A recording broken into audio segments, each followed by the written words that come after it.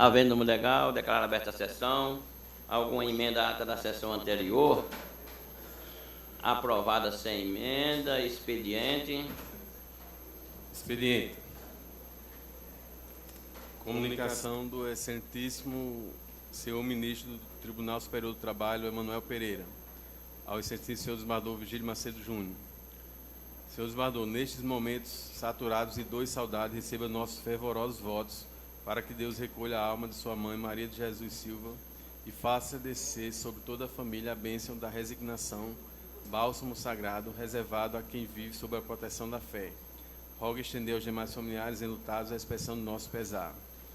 E ainda ofício da excelentíssima senhora presidente da Associação dos Magistrados do Rio Grande do Norte, juíza de direito Rádia Rayana Holanda Alencar. Senhor presidente, cumprimentando Vossa Excelência, venho através de presente, em atenção à deliberação tomada pela diretoria desta associação, solicitar seja lido no plenário desse egrégio Tribunal Pleno a presente moção de elogio aos policiais Coronel PM Francisco Candé de Araújo Silva, comandante-geral da Polícia Militar desse Estado, Coronel PM Joselito Xavier de Paiva, chefe do Gabinete de Segurança Institucional do Tribunal de Justiça, Primeiro-Tenente PM Gideon Henrique Bezerra, Cabo PM José Carlos Barros dos Santos, Soldado PM Tiago Campos e lotados no Núcleo de Inteligência do GSI do TJRN, bem como ao Inspetor PRF Rosenberg Alves de Medeiros, ex-superintendente da Polícia Rodoviária Federal desse Estado. A Marne informa essa coluna da Corte que deliberou pela apresentação de menção elogiosa como decorrência da extrema atenção e dedicação dos efeitos profissionais no respeitante à péssima atuação alusiva à segurança institucional de juízes e desembargadores desse Estado, principalmente quando em situação de risco ao magistrado e à sua família. Respeitosamente, somente. Bem, atendendo ao pedido da desembargadora Zendeide, que ela vai ter que se deslocar para a sessão do TRE, eu vou inverter aqui a ordem e chamar o processo revisão criminal, é o quarto da pauta do dia, desembargadora. Vossa Excelência está com a palavra. A revisão criminal 2014, 13.734. O revisor é o desembargador Ibanez Monteiro.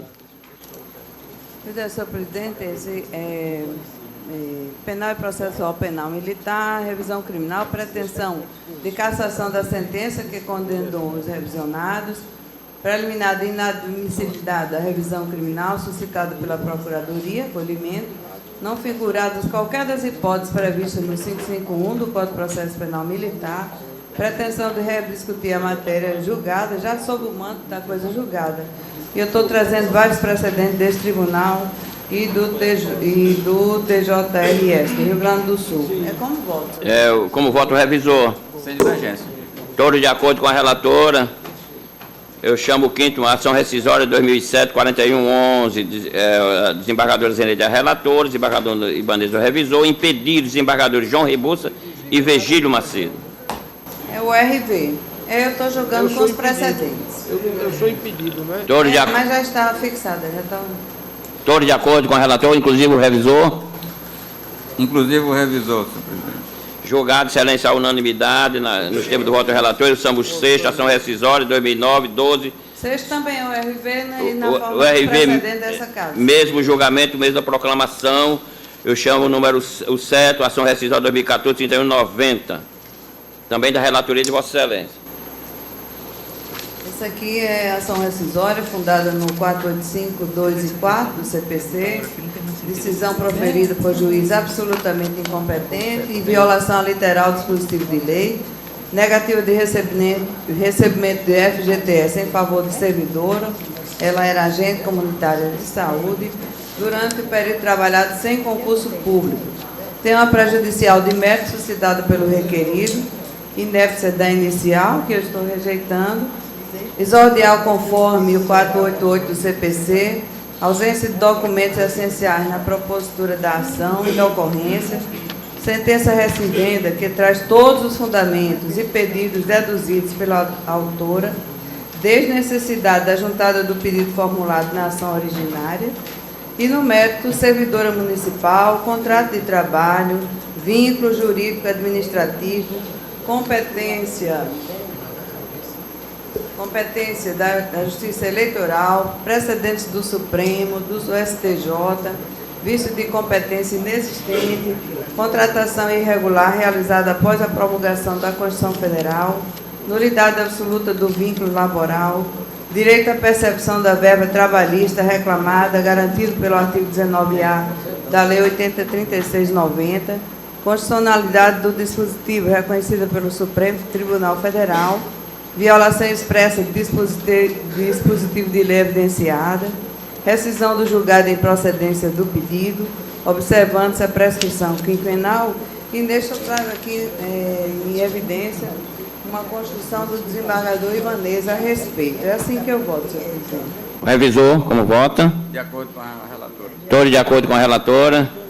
Julgada a unanimidade. Feitos que independe de pauta, mandado de segurança. Eu chamo o primeiro, mandado de segurança 2014, 20903. O relator é o desembargador Saraiva Sobrinho. Está em mesa, excelência? Presidente, então eu passo a fazer o relatório. Processo de identificação, Vossa Excelência. A matéria já conhecida da Câmara, mas com uma sustentação oral eu preciso fazer.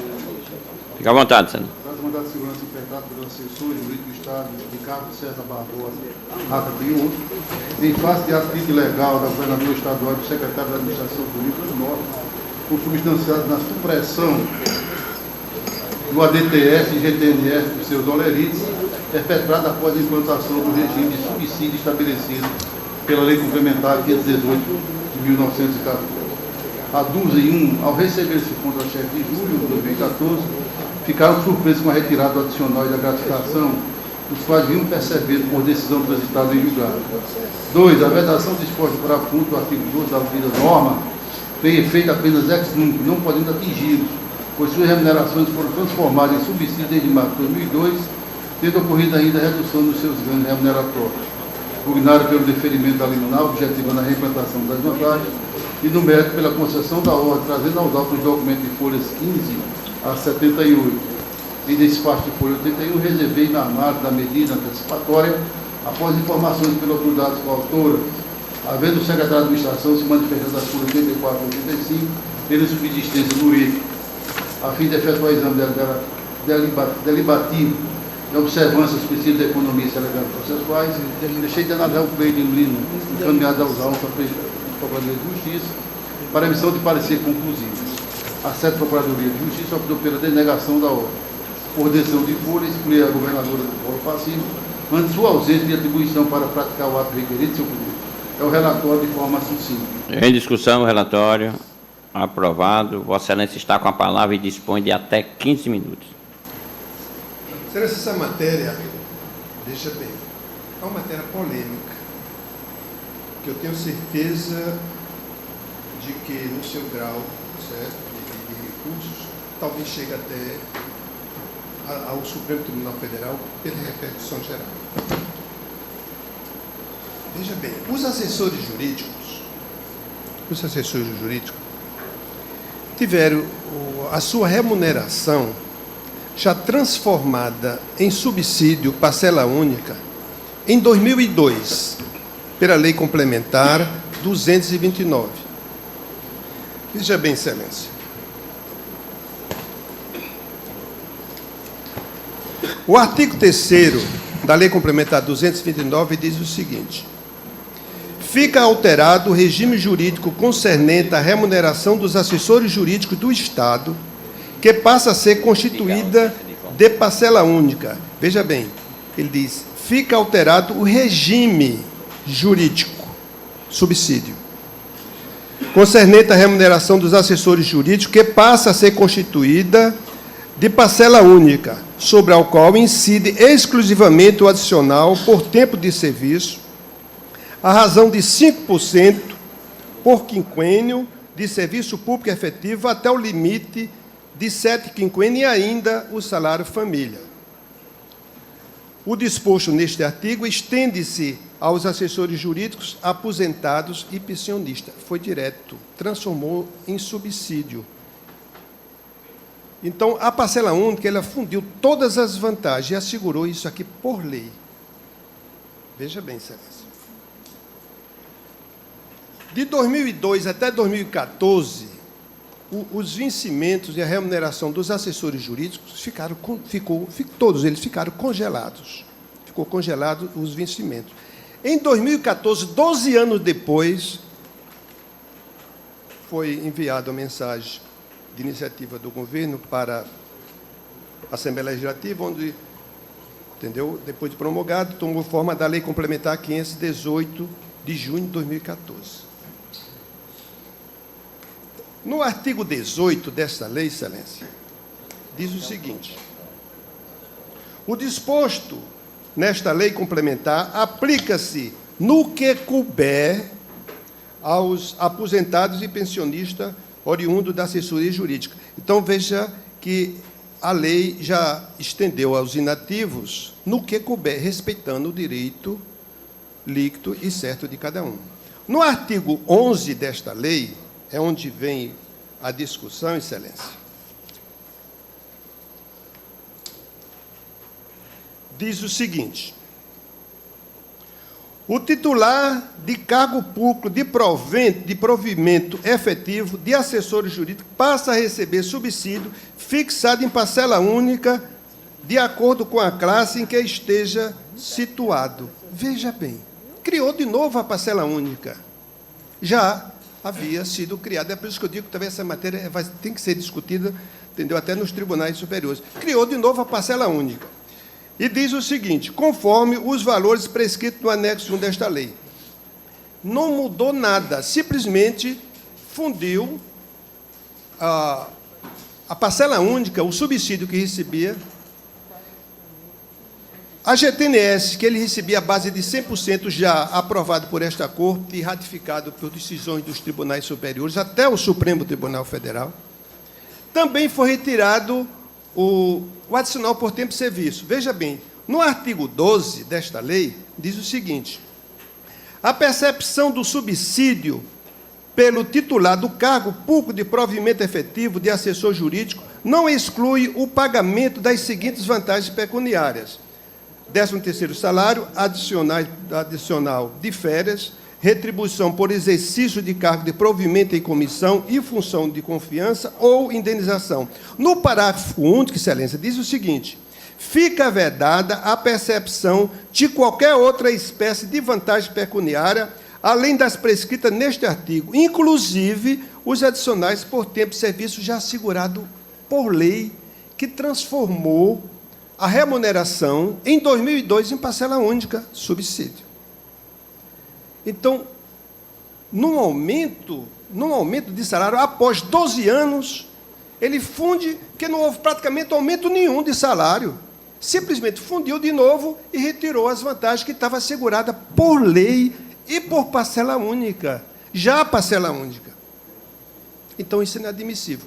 Eu entendi aqui o seguinte: no momento que foi assegurado, certo, aos pensionistas, foi assegurado aos inativos, no que couber, essa ressalva respeitou o direito adquirido, o ato jurídico perfeito e a coisa julgada, respeitou.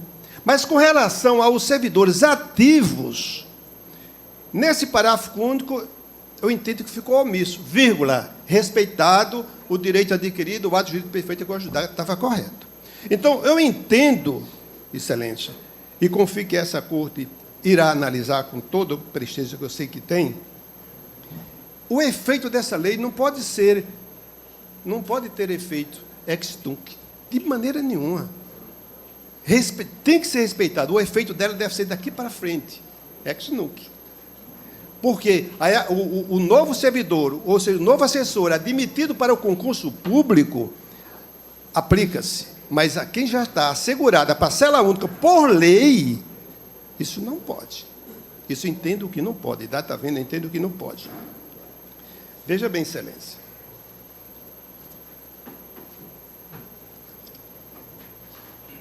Eu trago aqui uma decisão do STJ que diz o seguinte. Tá, obrigado. Processo civil e administrativo. Recurso ordinário em mandato de segurança. Procuradores de Justiça do Ministério Público aposentado. Pretensão de acumular o recebimento de vantagens financeiras incorporadas à época da atividade com o subsídio materializado no valor dos proventos de aposentadoria. possibilidade, conforme legislação instituidora do subsídio, observância do teto constitucional. Sim, tudo bem, deve ser observado. Isso do Ministério Público do STJ. Excelência, eu trago aqui ainda... Isso está nos autos, viu, Excelência?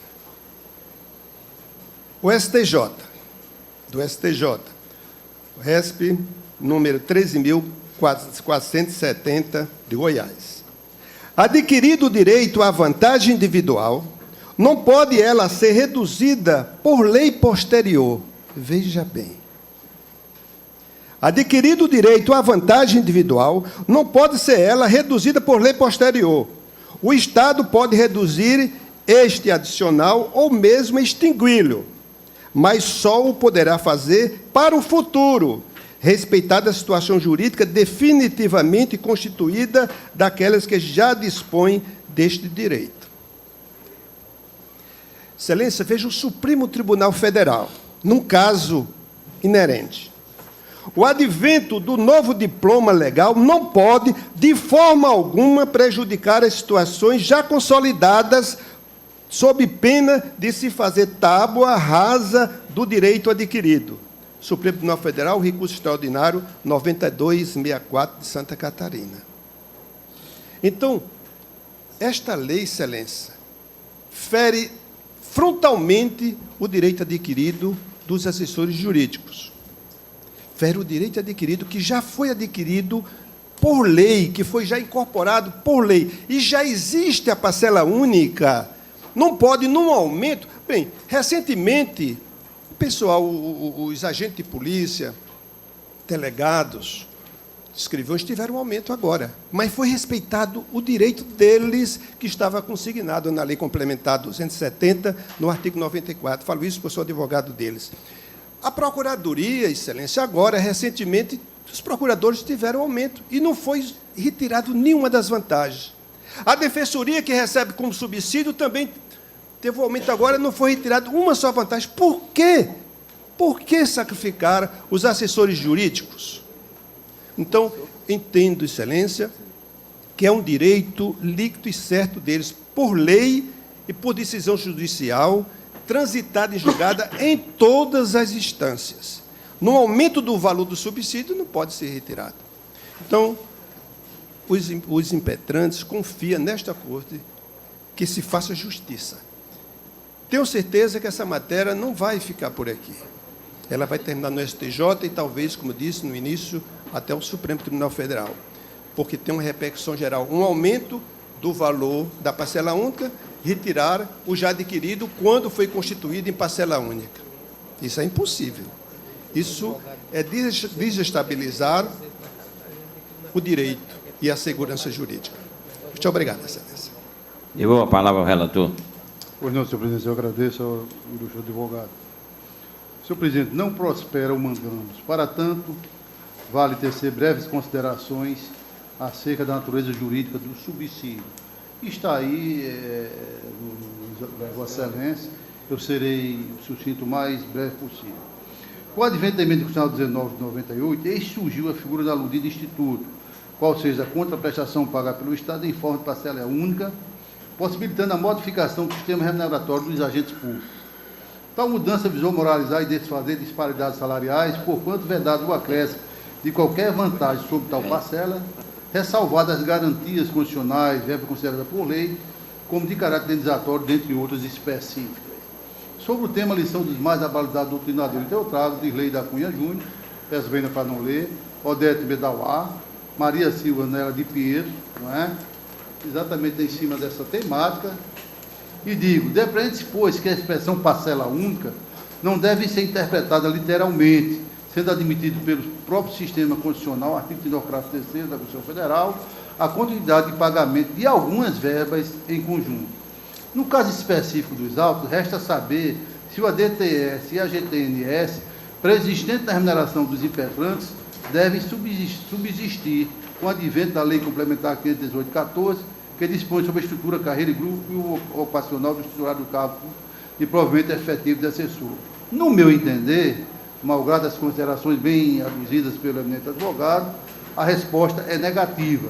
Isso porque, como demais sabido, o servidor público não tem direito adquirido a regime jurídico, podendo a administração alterar a estruturação ou estrutura remuneratória, observando, todavia, a garantia constitucional da irredutibilidade de vencimento. E isso foi respeitado. Essa é exatamente a hipótese que mandamos. Foi fazendo um comparativo dos oleritos dos suplicantes, folha 37 de 755, referente aos meses de junho e julho de 2014, constata-se um incremento considerável. Eu disse constata-se um incremento considerável no quanto remuneratório percebido. Por exemplo, Ricardo passou de 7.011 para 9.919 e Giselda passou de 10.219 para 12.760 e alguma coisa. Assim, a Lei Complementar 518/14, ao revogar expressamente as pretensas vantagens pecuniárias, bem assim a Lei Complementar 292, agiu dentro da absoluta legalidade de verbos, que eu peço vênia para não ler. Convém sublinhar, repito, além de ter sido resguardado na espécie o montante dos vencimentos, houve aumento remuneratório, não podendo vantagem revogada se perpetuar no tempo, em permanente contradição com o regramento normativo superveniente. Interpretado diferentemente, repercutiria, desculpe, excelência, em verdadeiro menoscabo aos princípios da razoabilidade, proporcionalidade e moralidade, ocasionando um dantesco impacto nos cofres públicos e um disparate efeito repicão, mantendo o servidor no melhor dos dois mundos. Destaque não vilume na casuística, embasamento plausível a respaldar a pretensão na esteira do entendimento sufragado pelo STF. Eu trago aqui o STF, na pessoa do ministro Luiz Fux, recente, 2012, quando a matéria começou a discutir. Na mesma linha, trago o ministro Marco Aurélio Beliz, da quinta turma do STJ, né? E também trago, senhor presidente, a própria orientação dessa corte através do desembargador Cláudio Santos e também do desembargador Ibanez Monteiro. De sorte que, respeitando a tese oral esposada, à vista do exposto e em consonância com a 7ª Procuradoria, eu denego a segurança, senhor presidente. Desembargador Amilcar. A posição do desembargador Saraiva é firmada em vários precedentes. Eu não tenho como discordar dessa situação. E com relação a eventual recurso a ser impetrado pelas partes, é completamente natural e, inclusive, os tribunais superiores sempre estão aí para corrigir eventuais erros de entendimento ou de interpretação. Mas eu não tenho como discordar do entendimento do desembargador Saraiva, apesar de elogiar aí os argumentos do nobre advogado da tribuna. Desembargador Dilermano, está habilitado a votar? Sim, excelência. Com o relator, excelência. Com o relator. Desembargador Vigílio. Senhor presidente, senhores desembargadores, vi atentamente o eminente advogado doutor Digésio, a quem tenho muita estima, não é de hoje, mas eu acho que eu vou caminhar aqui em consonância com o voto do eminente relator, pedindo veníssima ao doutor Manuel Digésio. E ainda bem que Sua Excelência, com a sua sempre cautela, o seu sempre jeito de falar aqui, diz que a matéria vai estar sujeita certamente ao crivo do STJ ou do Supremo, e com certeza. Mas nesse ponto específico, eu acho que nós já tivemos aqui anteriormente um debate. Inclusive, o doutor Manuel Digésio também era advogado na ocasião, salvo engano, o relator do desembargador Ibanez Monteiro, não necessariamente com relação a essa causa aqui. Mas sobre esse mandado de segurança, onde se questiona a lei complementar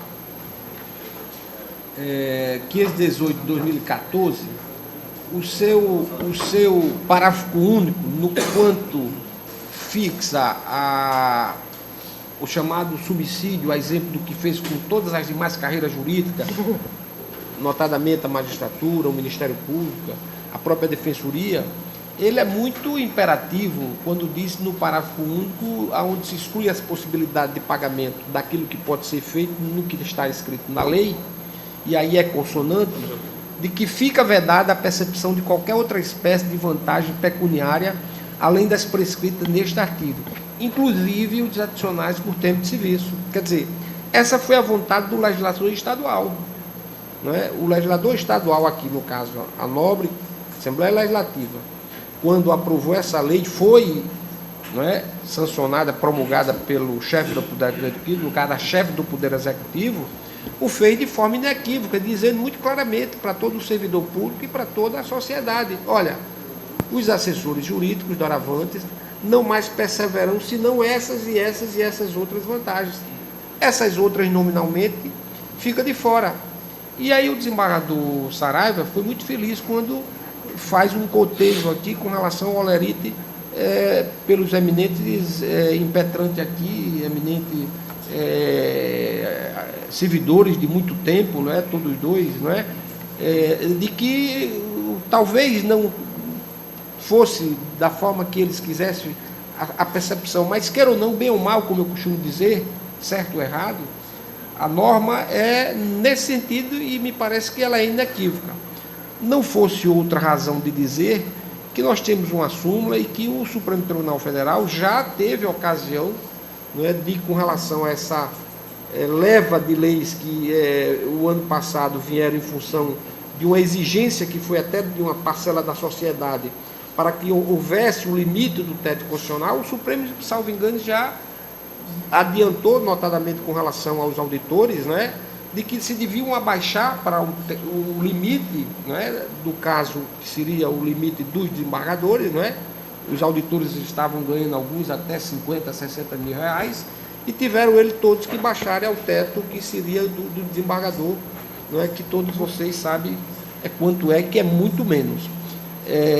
Então, existe uma súmula do Supremo Tribunal Federal que diz que o Poder Judiciário ela não pode se substituir ao legislador no sentido de conceder ou negar vantagem a pretexto de inconstitucionalidade, ainda que a látera, né, embutida no mandado de segurança, porque, na verdade, o que nós eventualmente viéssemos aqui a decidir pela concessão da segurança, estaremos, de certa maneira, queira ou não, bem ou mal, não é, também inquinando de inconstitucional essa disposição que é o parágrafo único desse dispositivo da lei.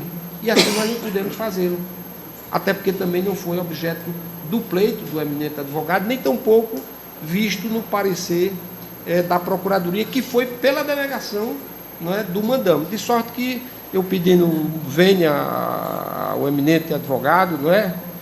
E eu vou acompanhar o alentado, não é? E circunspecto, vamos dizer aqui, voto do eminente relator, desembargador Saraiva. É como eu voto, pedindo venha dos que pensam em contrário. Desembargador Gilson. Sem discordância. Desembargador Amauri. Também, senhor presidente, essa matéria, inclusive, não é a primeira vez que é enfrentada aqui nesta Corte, tanto quanto nas câmaras cíveis também, que através de recurso de apelação ela vem sendo enfrentada. Disse muito bem o relator, no que também secundou do Barra do Vigílio, o Supremo Tribunal Federal já consagrou esse entendimento, de que a administração ela pode livremente dispor sobre a estrutura de cargos e carreiras, desde que respeitado o princípio da irredutibilidade dos vencimentos. E me parece foi o que ocorreu no caso. Não houve decesso remuneratório, muito pelo contrário, pelo que demonstrou o relator no seu voto, extraído naturalmente do que se contém nos autos, houve até um aumento nesses vencimentos. Ademais, senhor presidente, no caso até mesmo da magistratura nacional, como referiu o desembargador Vigílio, logo quando estabelecidos subsídios de magistrados, um teto ali estabelecido constitucionalmente, e excluído, inclusive, a DTS, que aqui também se persegue no mandato de segurança, alguns ministros do Supremo Tribunal Federal, ex-ministros, ministros aposentados, impetraram o mandato de segurança naquela corte, tentando a percepção desse DTS. E não lograram isso. O próprio Supremo Tribunal Federal, naquele caso, denegou a segurança. Isso, e alguns recentemente aposentados e outros. Aquele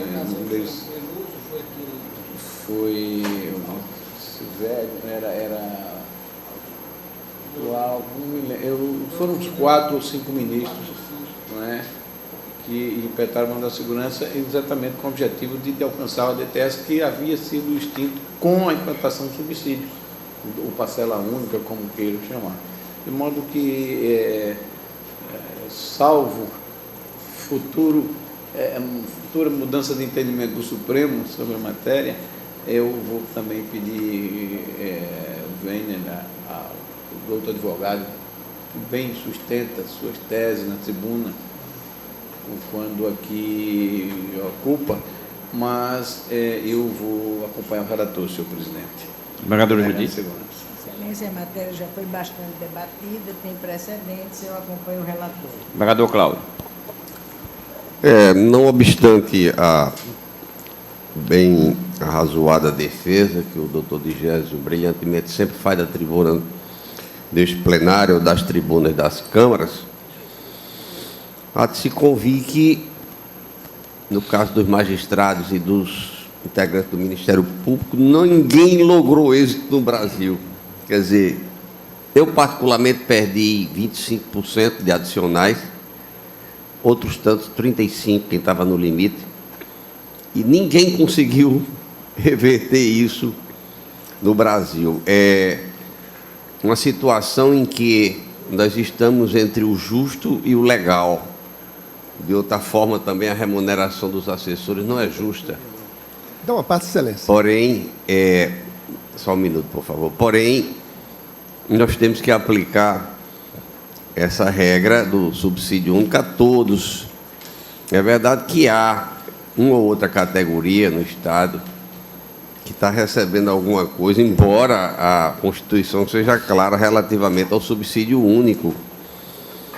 E a minha impressão particular, pelo que eu tenho ouvido, é que há uma tendência muito forte no Estado para estender o subsídio único a todos os funcionários do Executivo, não sei do Legislativo e também não sei do Judiciário, porque há uma artimanha na confecção, artimanha jurídica, claro, na confecção desses pagamentos, desses rolerrites, e termina por fazer incidir uma coisa sobre outra, termina-se sem ter uma projeção exata quando se concede alguma majoração nos vencimentos dos servidores.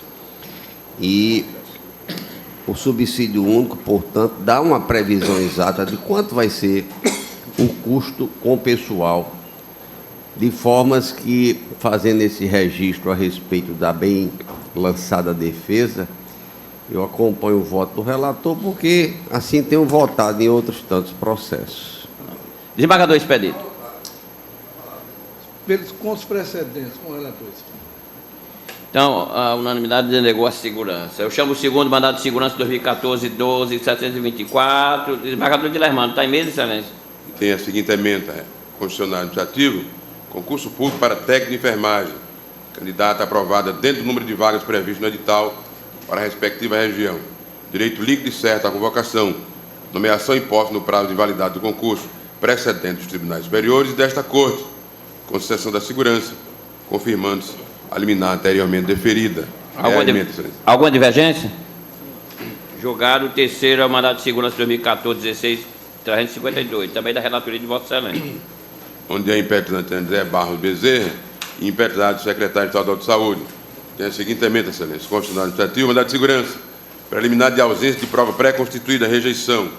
Servidora pública estadual, uma médica, servidora pública estadual ocupante do cargo de médico, pedido de aposentadoria especial nos termos do artigo 57, parágrafo 3º da Lei 8213/91.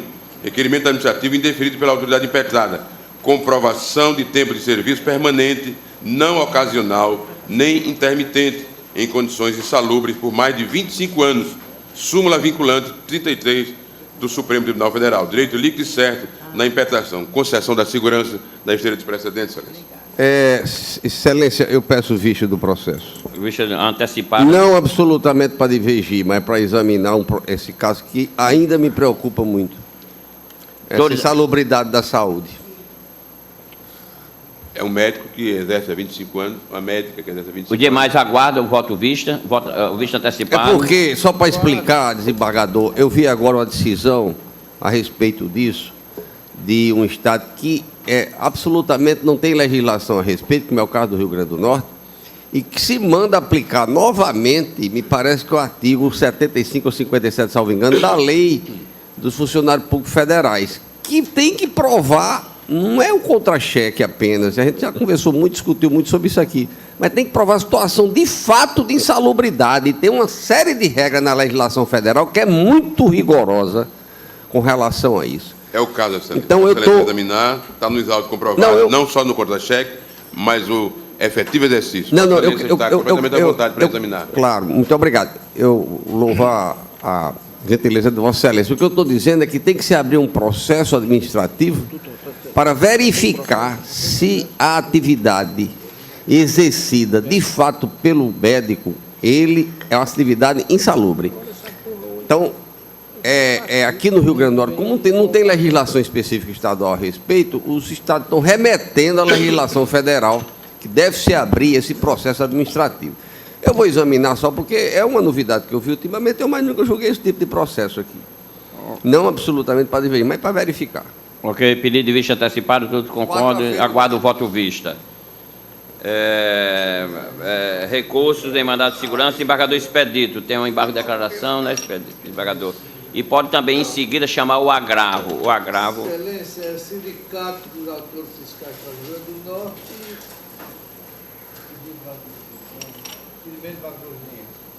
e impedimento de embargador. Processo ao civil, embargo de declaração, ausência de contradição, omissão ou obscuridade na decisão embargada. Pretensão exclusivamente de pré-questionamento. Importante, embargo, conhecido desprovisto. Todos de acordo com o relator? Pode chamar o agravo, Excelência, de mandado de segurança? Agravo de mandado de segurança 2014-14558. Estado do Rio Grande do Norte, Itane Maria Bezerra da Silva, agravo em mandado de segurança, decisão do relator que deferiu o pedido liminar inicialmente requestado pelo Impetram. Medida de urgência concedida por restarem configurados seu requisito autorizador. Precedente desta Corte tem casos similares. Inexistência de fatos novos apto a ensejar a modificação do entendimento sumário emitido. Decisão mantida pelos seus aprofundamentos. Agravo conhecido e retido. Conhecido e desprovido. Todos de Foi acordo... uma funcionária que entrou no mandato de segurança no final do concurso, no número de edital de vagas para ser chamado. Eu queria eliminar e o Estado entrou com esse agravo alimentado. Todos de acordo com o relator? Desembargador Saraiva, tem dois, pode chamar os dois agravos, Excelência. O primeiro e depois o segundo.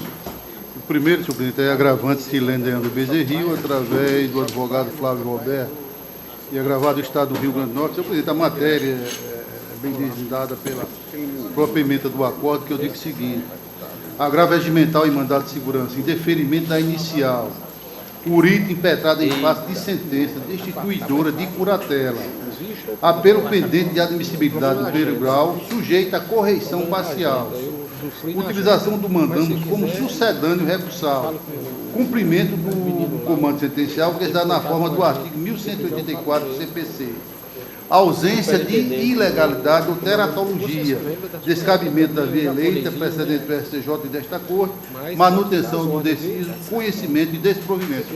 Todos de acordo com o relator? Vamos ao próximo, Excelência.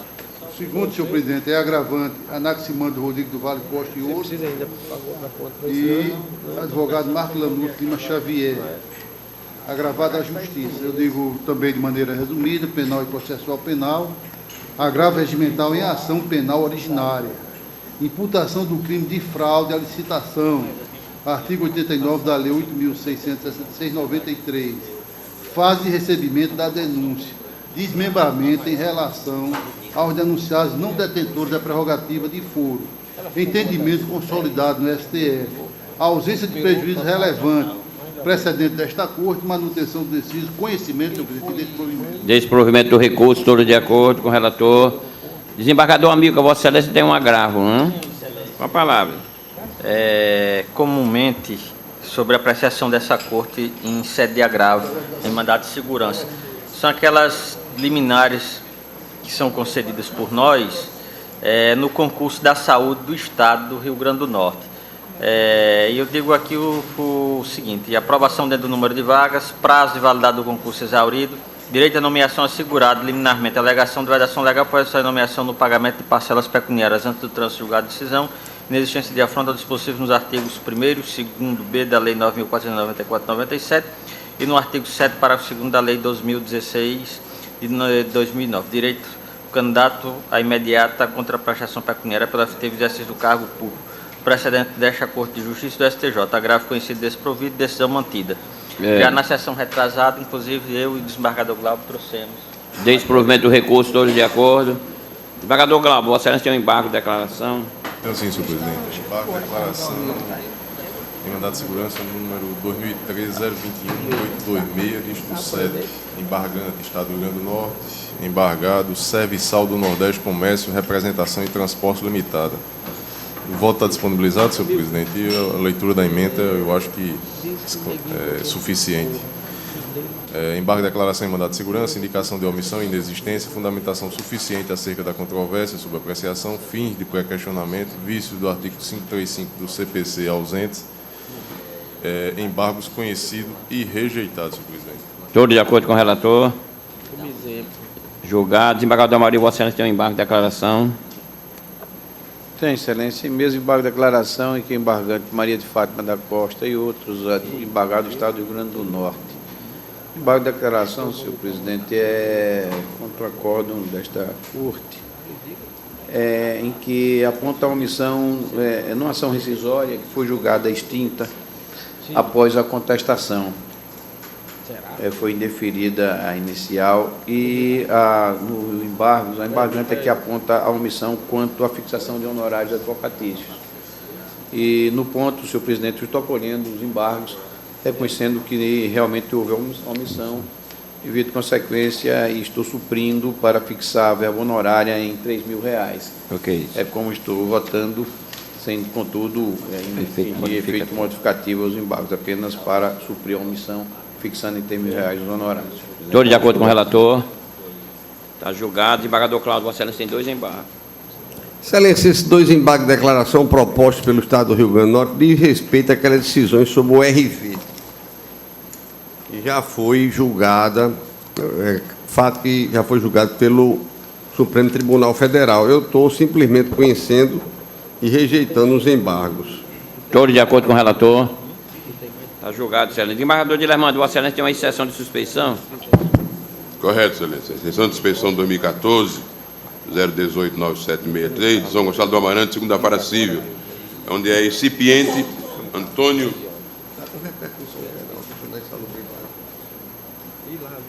Afonso da Silva e excepto o juiz de direito da segunda vara civil da comarca São Gonçalo do Amarante.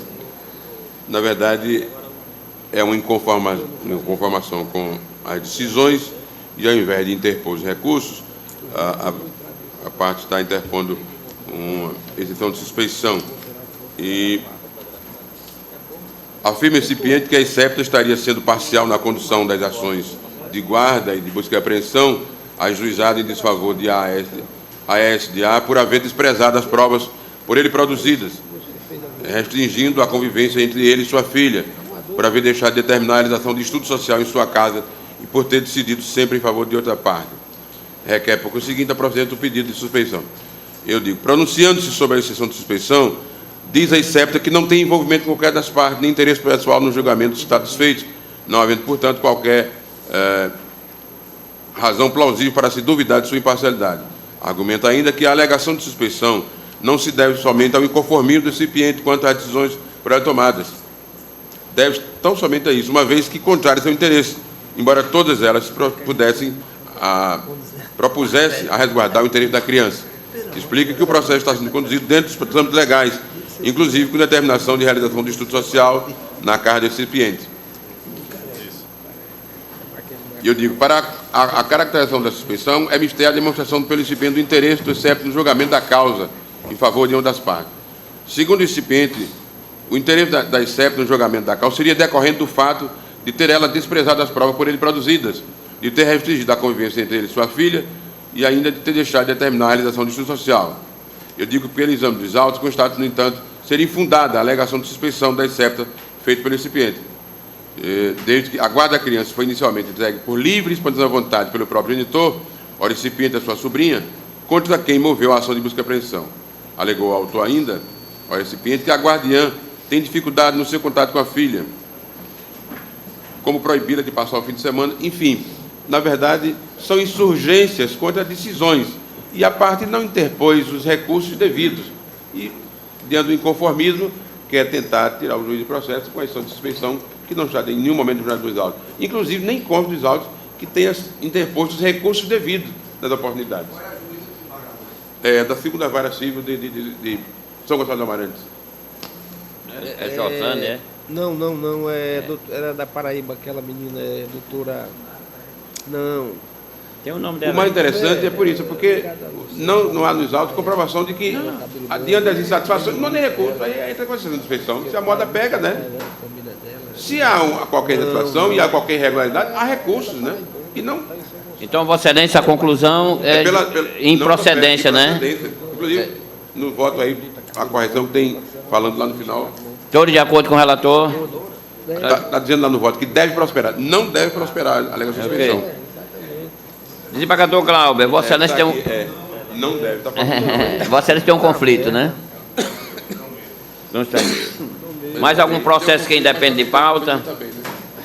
Pauta anterior, eu chamo o primeiro, ação rescisória 2007, 38, 37, desembargador Cláudio, o relator, desembargador Expedito, o revisor. Vossa Excelência está com a palavra. A rescisória é exatamente sobre o RV, e eu estou julgando como a Corte tem julgado.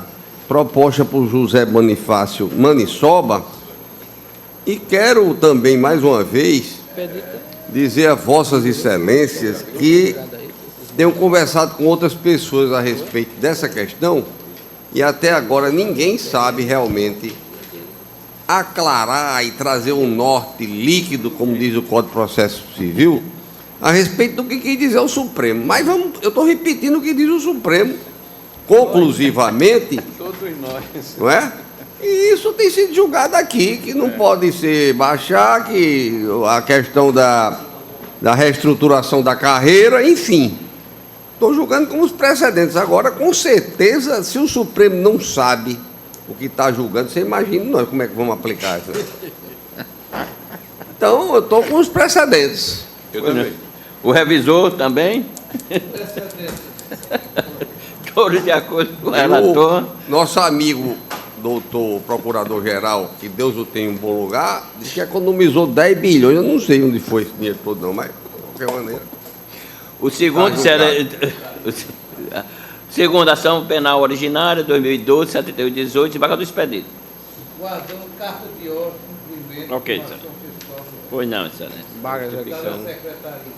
O terceiro é embargo à execução 2014-21, 451, desembargador Amilcar relator, desembargador de Lermando, revisor. Excelência, matéria simples, embargos do devedor, excesso de execução, concordância do embargado, reconhecimento jurídico do pedido, decréscimo da taxa de juros de mora, a partir da notificação da autoridade impetrada, retificação, ônus comerciais a cargo do embargado, inteligente do artigo 26 do Código de Processo Civil, procedência dos embargos. Considerada a concordância do embargado com o valor indicado pelo embargando, cujos cálculos obedecem à legislação vigente, e a decisão exequenda tem-se procedência dos embargos no termo do artigo 269, inciso 2 do CPC. Matéria simples, houve concordância com o cálculo. Ok. Todos de acordo com o relator? Mais algum processo de mesa para julgamento, porque inclusive tem a ausência de revisor, a ausência de relator. Nada mais havendo a tratar, declaro encerrada a sessão.